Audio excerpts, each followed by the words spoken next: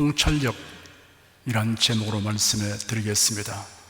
통찰력은 사물을 환히 깨뜨려 보는 능력입니다. 표면에 나타나지 아니한 배후의 실체를 잘 이해하고 확실하게 아는 능력입니다.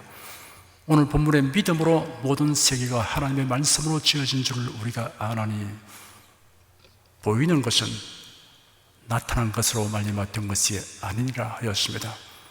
아담 이후 사람들은 모든 물질의 근원을 알아내기 위하여 부단한 노력을 하였습니다. 크기나 큰 모습에 중점을 둘 때는 물체로, 그 물체를 이루는 재료에 중점을 둘 때는 물질이라고 합니다.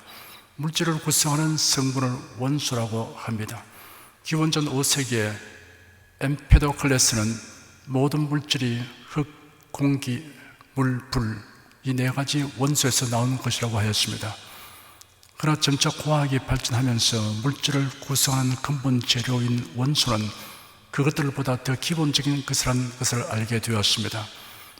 물을 분해하면 수소와 산소로 나누어지고 수소와 산소는 더 이상 다른 물질로 나누어지지 않는 것을 알게 되었습니다. 이처럼 다른 물질로 분해되지 않는 것으로서 물질을 이루는 기본 성분을 원소라고 말하게 되었습니다. 수소, 산소, 탄소, 질소, 구리, 철, 은, 금, 알루미늄 등 현재 110종 정도의 원소가 알려져 있습니다. 여기서 멈추지 않고 나아가서 원소를 구성하고 있는 것이 원자라는 것을 알게 되었습니다. 그리고 원자는 원자 핵과 전자로 되어 있으며 원자 핵은 양성자와 중성자가 결합된 것이라는 것을 알아내었습니다. 원자는 1ml에 1천만 개를 배열할 수 있을 정도로 작은 입자입니다. 원자 핵은 원자 전체의 1만 분의 1에서 10만 분의 1의 크기입니다. 크기가 5억 분의 1ml입니다. 우리에게 보이는 물체들은 나타나지 아니한 것으로 되어 있다는 말씀이 실감납니다. 물질은 분자의 집합체이며 분자는 원자의 복합 입자이고 원자는 원자 핵과 전자의 복합 입자이고 원자 핵은 중성자와 양성자의 복합 입자라는 것을 알기까지는 긴 세월이 걸렸습니다. 그뿐 아니라 중성자와 양성자의 결합을 풀어놓을 때 엄청난 에너지가 방출된다는 것을 알아내게 되었습니다. 소위 말하는 핵분열 에너지입니다. 핵이 결합될 때 더 큰 에너지가 방출되는 것도 알게 되었습니다. 이 원리를 이용하여 핵폭탄이 만들어졌고 핵발전소가 세워지게 되었습니다. 핵폭탄은 대량 살상 무기가 되고 핵발전소는 전기를 생산하여 경제적이고 질 좋은 에너지로서 산업발전과 문명발전에 기여하는 도구가 되었습니다. 하나님께서 원자 핵 속에 넣어두신 에너지를 사람들이 어떻게 사용하는가에 따라 파괴적 에너지가 되거나 생산적 에너지가 되는 것입니다. 사람들이 원소를 알게 되므로 각종 원소의 성질을 이용하여 여러 방면에 사용하고 있습니다. 수소는 가장 가벼운 기체이므로 우주 왕복선의 연료로 사용하고 미래의 청정 원료로 사용하려고 연구하고 있습니다. 헬륨은 공기보다 가볍고 불에 타지 않으므로 비행선이나 풍선 속 기체로 이용하고 있습니다. 염소는 표백제, 살균제, 수돗물 소독에 이용하고 있습니다. 탄소는 건전지의 전극으로 이용하고 있습니다. 규소는 특정 물질을 첨가하면 반도체의 성질이 나타나므로 반도체 회로에 사용하고 있습니다. 산소는 각종 화학공업, 야금, 철강 제조 등에서 대량으로 사용합니다. 암모니아 합성 금속의 용접 절단에 사용되며 로켓 추진제 의약용으로 사용됩니다. 산소를 흡입하기 어려운 이 호흡기 장애 있는 사람에게 어떤 도구를 통해서 산소를 공급해 주기도 합니다. 내친김에 세포에 관해서도 살펴보기로 합시다. 사람의 눈에 포착되는 신체 부분은 몇 가지 되지 않습니다. 머리, 머리털, 얼굴, 눈썹, 눈, 코, 입, 귀, 입을 열면 혀와 치아가 보입니다. 가슴, 팔다리, 손톱, 발톱 등입니다. 신체를 해부하면 뇌와 각종 장기 혈관을 볼 수 있습니다. 그런데 이 모든 것이 세포로 되어 있다는 것을 알게 된 것은 500년, 아니 정확히 말해서 180년 밖에 되지 않습니다. 1665년 영국의 과학자 로버트 후크가 현미경으로 코르크의 샘플을 관찰하다가 처음 세포를 발견하였습니다. 그는 벽으로 둘러싸인 작은 공간을 묘사하면서 세포라는 새로운 용어를 만들어내었습니다. 그는 다른 식물 조직에서도 그와 유사한 구조를 관찰하였습니다. 후크의 발표가 있은 지 10년 후에 네덜란드의 수성공이자 렌즈 기술자인 레벤 후크는 270배율의 현미경을 만들어내었습니다. 이것으로 최초의 미생물을 관찰한 사람이 되었습니다. 그는 그것을 아주 작은 미세 동물이라고 이름 지었습니다. 그리고 정자가 사람과 동물의 정액 속에 있음을 발견하였습니다. 그로부터 170여 년이 지난 1839년 두 명의 독일 생물학자에 의해서 모든 생물체는 세포로 구성되어 있으며 세포는 생물체를 구성하는 최소 단위로서의 원형질이라는 사실을 알게 되었습니다. 어떤 생물체는 하나의 세포로 되어 있으나 대부분의 생물체는 세포의 집합체로 되어 있음을 알게 되었습니다. 현미경의 발달로 인해 세포 분열과 세포 성장을 관찰하게 되면서 세포가 어떤 물질로부터 형성되는 것이 아니라 반드시 이전에 존재했던 세포로부터만 생겨난다는 결론을 얻었습니다. 그렇다면 모든 세포는 조상세포에서 온 것입니다. 세포가 자신을 복제하고 있는 것입니다. 그 복제한 정보가 세포 속에 있는 것입니다. 대부분의 세포는 지름이 0.1mm 이하입니다. 한 개의 세포는 세포질과 세포 중심의 핵막으로 둘러싸여 있는 검은색 덩어리의 세포핵이 있습니다. 세포핵은 염색체로 되어 있는데 여기 DNA의 유전 정보가 쓰여 있습니다. 염색체는 비슷한 모양이 붙어있는 한 쌍으로 되어 있는데 하나는 부계로부터 다른 한쪽은 모계로부터 받은 것입니다. 이 염색체는 세포의 핵이 두 개로 나누기 직전에 실가닥 같은 모양을 분명하게 드러냅니다. 과학자들은 현미경으로 세포를 쉽게 관찰하기 위하여 염료를 사용하였는데 이것이 염료를 잘 흡수하는 까닭에 염색체라고 이름 지었습니다. 사람은 약 6만에서 8만 개의 유전자를 가지고 있습니다. 사람 세포 한 개의 핵에 들어있는 유전 정보량은 30억 개의 화학 문자로 이루어져 있습니다. 유전자는 그 조합 방식이 70개조나 됩니다. 그러므로 똑같은 사람이 태어날 확률은 없다고 보아야 합니다. 난자와 정자 이 두 생식세포가 만나서 수정됨으로 하나의 생명체를 만듭니다. 단 한 개의 수정난 세포가 2개, 4개, 8개, 16개 이런 방식으로 분열을 반복하여 어느 시점에서 손발, 뇌, 간, 심장 등으로 각각 분담하여 태아로서 자라고 다리 차면 탄생하게 됩니다. 출생 이후에도 일생 동안 세포는 계속 분열합니다. 세포마다 똑같은 유전자를 다 가지고 있으나 현재대로의 모양과 기능을 가진 세포만 됩니다. 즉히 신비롭습니다. 체세포 중에 어느 것이든 하나를 떼어내어 핵이 제거된 난자에 그 핵을 치환한 후 그 세포를 여성의 정후에 착상시키면 자라서 아이가 태어나게 됩니다. 이런 일이 가능하다는 것은 실험 결과 밝혀졌습니다. 짐승의 복제가 현실화되었습니다. 1930년대와 40년대에 걸쳐 분자 생물학은 놀랄만큼 발전을 거듭하였습니다. 과학자들은 유전성에 관한 물리적인 기초를 빠른 속도로 이해하게 되었고 세포의 감추어진 내부 구조와 작용 원리를 밝히는 데 접근하였습니다. 사람이 보고 있는 인체는 이처럼 육안으로 볼 수 없는 나타나지 아니한 세포핵의 유전자에 의해서 만들어지고 있습니다. 이런 사실을 알게 된 것은 현미경으로 인해 얻게 된 통찰력입니다. 여기까지 이야기를 듣고 있는 여러분의 감상이 어떠한지 추리해 봅니다. 상식적인 이야기를 자세히도 하시구나 하고 지루하게 여기시는 분이 있습니다. 반면에 어려운 이야기를 하신다고 생각하는 분이 있습니다. 평소에 생각해 볼 겨를이 없는데 정리하여 설명하는 것을 들으니 기획이 새롭고 흥미롭다고 생각하는 분이 있습니다. 제가 우리들이 당면한 국내외 정치 상황에 대하여 말하면 목사님이 왜 정치 이야기를 하느냐라고 못마땅하게 얘기하는 분이 있듯이 목사님이 원자 얘기를 왜 하느냐, 세포 얘기를 왜 하느냐라고 생각하는 분들이 있을 것입니다. 어쨌든 여러분은 목사님이 어떤 본론과 결론으로 진행하려고 이런 말씀을 하실까라고 생각하며 제가 전개한 이야기를 흥미를 가지고 따라오고 있을 것이라고 저는 생각합니다. 돌멩이와 잡초가 있는 이 편에서 겨울 저 건너편의 정원과 과수원으로 인도하려고 제가 징검다리를 놓고 있는 것입니다. 이를 눈치채고 있는 분들이 놓여지는 징검도를 흥미롭게 살피면서 그것을 디디고 따라오는 것을 제가 연상하고 있습니다. 제가 마지막 놓은 이 징검도의 모양은 첫 출발점에 놓았던 징검도가 같은 것입니다. 다시 유의하여 들어보십시오. 사물은 표면적인 것과 이면적인 것이 있습니다.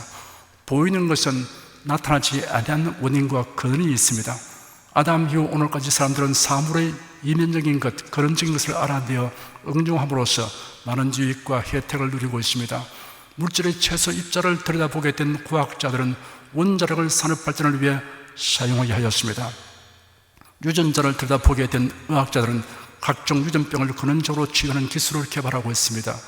육안으로 보이지 않는 것들인 전자기파, 초음파, 적외선, 자외선, 방사선을 들여다보게 되므로 기술자들은 각종 통신기기, 진단기기, 치료기기를 만들어 많은 편리와 유익을 얻게 하고 있습니다.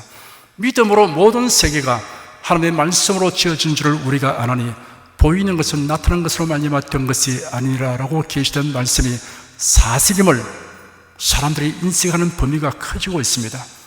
그런데 사람의 운명에 결정적으로 중요한 것에 대하여는 무식한 사람들이 많이 있습니다. 그것은 육안으로 보이지 않는 영적인 존재에 대한 것입니다. 사람의 운명은 영적인 배후 세계에 대한 통찰력에 달려 있습니다. 여기에 대한 통찰력은 오직 성경을 통하여 얻을 수 있습니다.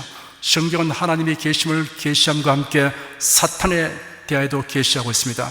사람이 하나님을 알지 못하면 인생을 헛되게 살게 됩니다. 그리고 사탄의 정체를 모르면 평생 속임을 당하는 인생이 됩니다. 사탄의 속임은 그 본성에서 나오는 것입니다. 사탄은 직접 자기 정체를 드러내지 않습니다. 가정합니다. 천사로 가정하기도 합니다. 고린도후서 11장 14절에는 사탄도 자기를 광명의 천사로 가정한다고 기록되어 있습니다. 사탄은 이용하기에 적합한 대상을 택하여 사용합니다. 창세기 3장에 보면 뱀을 사용하여 하와에게 직분하고 속이는 장면이 있습니다. 뱀이 여자에게 묻기를 하나님이 참으로 너희들어 동산 모든 나무의 실과를 먹지 말라 하셨냐 하였습니다. 도대체 성립되지 않는 질문입니다. 동산 모든 나무의 실과를 먹지 말라고 했으면 아담과 하와가 굶어 죽었을 것입니다. 왜냐하면 나무의 실과가 그들의 양식이었기 때문입니다. 하나님이 참으로 라고 전제하여 하와에게 하나님이 거짓말을 할 수도 있다는 것을 감안해야 한다는 생각을 하도록 유도하였습니다. 동산 나무의 실과를 우리가 먹을 수 있으나 동산 중앙에 있는 나무의 실과는 하나님의 말씀에 너희는 먹지도 말고 만지지도 말라 너희가 죽을까 하노라 하시니라라고 하와가 대답하였습니다. 그러자 뱀이 즉시 단정적으로 말하기를 너희가 결코 죽지 아니하리라 하였습니다. 그리고 덧붙여 말하기를 너희가 그것을 먹는 날에는 너희 눈이 밝아 하나님과 같이 되어 선악을 알 줄을 하나님이 아심이니라 하였습니다. 뱀이 발설한 첫 질문에서 거짓됨이 드러나 있음에도 하만은 그것을 통찰하지 못했습니다. 사탄의 거짓말 덫에 걸리면 빠져나오기 어렵습니다. 사탄의 거짓말이 하와의 뇌리에 박혔습니다. 그러자 하와는 행동으로 옮겼습니다. 사탄은 거짓된 생각을 사람의 정신에 침투시킵니다. 하나님을 거역하고 성경에 위배되는 생각을 사람의 마음에 집어넣습니다. 대홍수 심판 이후에 하나님의 노아와 그 아들들에게 복을 주시며 그들에게 이르시기를 생육하고 번성하여 땅에 충만하라 하였습니다. 그리고 이어서 말씀하시기를 너는 생육하고 번성하며 땅에 편만하여 그 중에서 번성하라 하였습니다. 구석구석까지 차서 번성하라는 뜻입니다. 노아의 후손들 가운데 니므롯이라는 걸출한 인물이 있었습니다. 사람들은 그를 추종하였습니다. 니므롯은 선동에 능하였습니다. 사람들이 동쪽으로 이주하다가 시날 땅에서 평지를 발견하였습니다. 그들이 서로 말하기를 자 우리가 벽돌을 만들어 견고히 굽자 하고 이에 벽돌로 돌을 대신하며 역창으로 진흙을 대신하였으며 자 우리가 성과대를 쌓아 대꼭대기를 하늘에 닿게 하여 우리 이름을 내고 온 지면의 흩어짐을 면하자 하였습니다. 아마도 니므롯이 이렇게 주창하고 선동하였을 것입니다. 우리 이름을 내자고 했습니다. 인간의 위대함을 보여주자, 인간의 명성을 나타내자라는 인본주의 캐치프레이즈입니다. 그들은 하나님을 의식하지 않았습니다. 하나님의 이름과 영광에는 아무 관심이 없었습니다. 이러한 그들의 생각은 사탄으로부터 온 것입니다. 사탄은 원래 천사장 루시퍼였습니다. 그가 자신의 아름다움과 능력에 도취되었습니다. 그래야 자기 마음에 이르기를 내가 하늘에 올라 하나님의 무별 위에 나의 보좌를 높이리라. 내가 북극 지폐의 산 위에 좌정하리라. 가장 높은 구름에 올라 지극히 높은 자 비기리라 하였습니다. 그러냐 하나님의 보좌가 있는 하늘에서 공중하늘로 쫓겨나게 되었습니다. 사탄은 하나님의 형상과 모양대로 지음받은 사람이 하나님께로부터 버림받도록 하기 위해 자기가 품었던 사상을 하와에게 심었고 니무롯의 무리들에게 심었습니다. 하나님께서 바벨성을 사는 사람들의 언어를 혼잡하게 하셨습니다. 그러자 무리들에게 의사불통, 의사불치가 발생하여 성사길을 거치고 뿔뿔이 흩어졌습니다. 하나님의 뜻을 거역하는 생각, 하나님의 말씀을 왜곡하는 사상, 이념, 신앙은 사탄에게서 비롯되는 것임을 우리가 분명히 알아야 합니다. 사탄은 교회를 말살하기 위하여 마르크스와 레닌의 마음에 공산사회주의 사상을 심어 뿌리를 내리게 하였습니다. 공산주의는 칼 마르크스의 변증법적 유물사원에서 출발된 것입니다. 마르크스는 인간의 역사를 움직이어 온 것은 물질이라고 보았습니다. 이런 유물론과 어떠한 사회도 스스로 안고 있는 모순에 의하여 멸망하고 다음 단계로 변화된다는 변증법이라는 논리를 보탠 것이 변증법적 유물사관입니다. 마르크스는 인류 역사의 발전 단계를 5단계로 구분하였습니다. 제1단계는 시족사회의 형태입니다. 가족이 공동으로 노동하여 얻은 것을 공유하였으니 원시 공산제도의 사회라고 하였습니다. 제2단계는 시족사회가 부족 단위로 규모가 커지면서 지배자와 피지배자가 생기게 된 사회 형태입니다. 지배자는 사유재산을 가지기 시작했습니다. 사람의 욕심은 한이 없기 때문에 더 많은 재산을 얻기 위해 이웃마을, 더 나아가 이웃나라를 침범하여 사람들을 잡아와서 노예로 부리는 노예제도의 사회라고 하였습니다. 제3단계는 최고 지배 계급 아래에 영주들이 있는 봉건주의 사회라고 하였습니다. 제4단계는 상공업이 발전하면서 자본과 계급이 발달하여 봉건 전제 군주 제도를 타도한 자본주의 사회라고 하였습니다. 자본주의는 이윤을 얻기 위해 더 많은 상품을 만들고 이를 팔기 위해 시장을 넓히려고 경쟁하게 되고 자본가는 국가 권력과 결탁하여 거대한 국가 독점 자본주의가 형성된다고 하였습니다. 제5단계는 국가 독점 자본끼리 충돌하여 전쟁을 일으키게 되므로 자본주의는 몰락하게 된다는 것입니다. 결과적으로 보면 사유재산에 대한 욕망이 근본 문제라고 했습니다. 그러므로 사유재산을 금지하고 모든 생산수단을 공동 소유하는 사회주의는 인류 역사 발전의 마지막 단계라고 하였습니다. 이러한 공산사회를 만들기 위해서는 혁명이 필요하고 혁명의 주체 세력은 노동자 계급이어야 한다고 하였습니다. 노동자 계급의 혁명을 통해 모든 국민이 계급과 빈부의 차이가 없이 모두 평등하게 잘 사는 사회주의 국가를 건설해야 한다는 논리가 마르크스의 사상 체계입니다. 결국 사회주의 공산과 체제를 만들고 유지하기 위해서는 개인의 자유를 박탈해야 하였고 폭력과 살상으로 통제해야 하였습니다. 그리고 숙청이라는 이름 아래 무고한 생명을 죽이고 강제노동 수용소에 가두어야 했습니다. 마르크스가 내세운 공산주의의 첫 실험장은 러시아였습니다. 레닌의 진두지휘 아래 1917년 10월 혁명이 일어났고 인민위원회를 통치기구로 한 세계 최초의 공산주의 국가가 러시아에 세워졌습니다. 1922년 러시아는 사회주의 소비에트 연합 연방임을 선포하였습니다. 1924년 레닌이 죽고 그 자리를 이은 자가 스탈린이었습니다. 스탈린은 계급을 완전히 없애고 평등한 사회를 건설하기 위해서는 절대적인 공산당 독재가 불가피하다는 정책을 내세우고 이를 불평하고 반대하는 자를 숙청하기 시작하여 2천만 명에 가까운 사람을 죽음이나 유형으로 몰아넣었습니다. 공산사회를 통하여 계급 없이 평등하고 잘 사는 사회가 되게 한다는 이론은 흑우에 불과하다는 것이 세월이 갈수록 분명히 드러났습니다. 드디어 1985년 소련 공산당 서기장에 취임한 고르바초프가 페레스트로이카, 글라스노스트 개혁과 개방 정책을 선포하였습니다. 그런 공산당 기관지 프라우다에 마르크스주의에 대한 대담한 비판의 글을 올렸습니다. 온 세계가 놀라움을 금침을 했습니다. 결국 소련 공산주의는 70년 만에 종막을 구하게 되었습니다. 하나님을 부정하고 자유와 인권을 말살하는 사상과 체제가 얼마나 처참하고 비극적인가를 알게 하여 주는 데 치른 대가는 너무나 큰 것이었습니다. 소련과 중공이 공산주의 체제를 유지하려고 죽인 사람의 수가 1억 명이 넘습니다. 소련과 중공과 북한은 그 비극적 역사의 중앙 실험 무대였습니다. 공산주의 국가는 모두 경제적 몰락, 인권 유린, 자유 박탈의 길을 걸었습니다. 완전히 이상적인 사회란 이 세상에서는 이루어질 수 없습니다. 다만 비교적 가장 나은 사회는 자유민주주의, 자본주의, 시장경제, 그리고 개인의 행복 추구의 권리를 인정하는 사회라는 것이 역사의 흐름에서 입증되었습니다. 인간이 자신의 이익을 추구하는 이기적 성향이 전적으로 나쁜 것은 아닙니다. 하나님이 창조하신 자연계가 이를 교훈합니다. 벌과 나비는 식물이 열매를 맺도록 하려는 목적으로 이곳 저곳으로 분주하게 날아다니는 것이 아닙니다. 꿀을 얻기 위한 목적뿐입니다. 식물은 벌과 나비를 먹여 살리려고 꿀을 만드는 것이 아닙니다. 그러나 벌과 나비가 꿀을 취하려고 꽃에 앉으면 꽃가루가 몸에 붙게 하여 수정 작업을 하도록 하는 것입니다. 그래야 둘 다 덕을 보는 결과를 가져오게 되는 것입니다. 인간의 이기적 성향과 사유재산에 대한 욕구를 무시한 평등주의는 근로예고의 저하와 경영의 부실화와 기술의 낙후를 초래하게 되었습니다. 노동을 신성시하는 소련의 사회주의 체제는 국민들이 도리어 노동을 기피하게 되는 현상을 초래하게 하였습니다.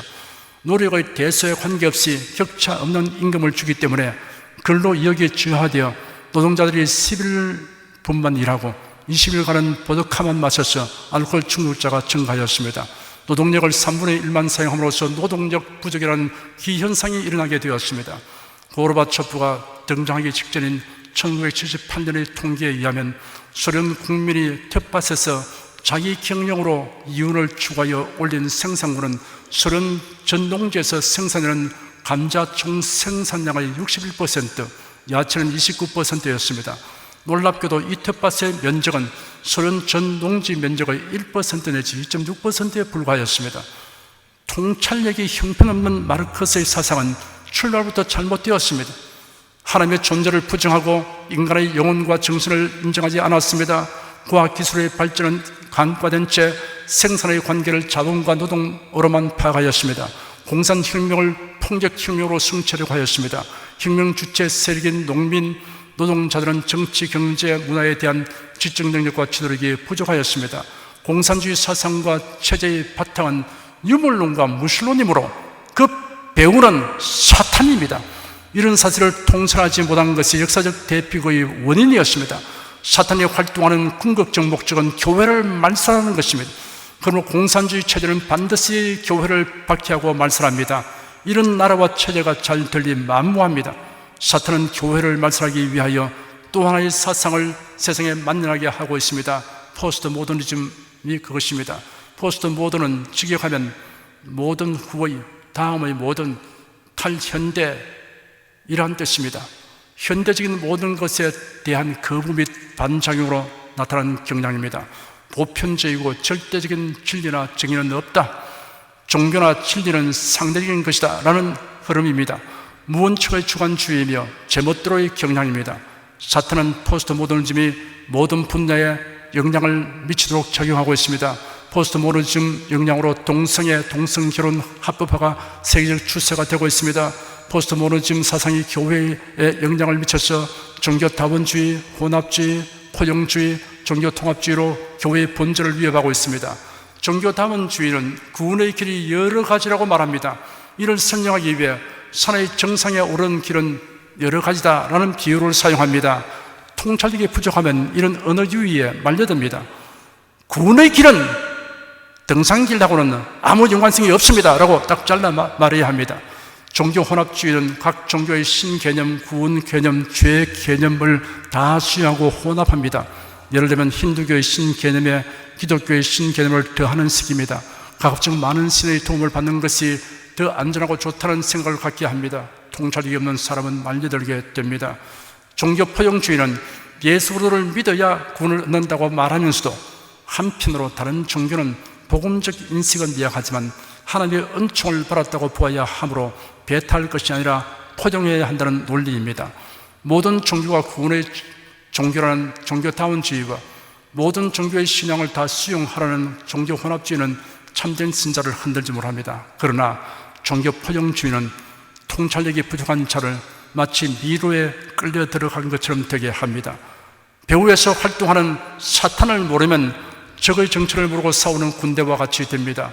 에베소 6장에 기록되기를 정말로 너희가 주 안에서와 그 힘의 능력으로 강건하여 지고 마귀의 계계를 대적하기 위하여 하나님의 전신갑주를 입어라. 우리의 세력은 혈과 육에 대한 것이 아니요 정사와 권세와 이 어둠의 상 주관자들과 하늘에 있는 악의 영들에게 대함이라 하였습니다.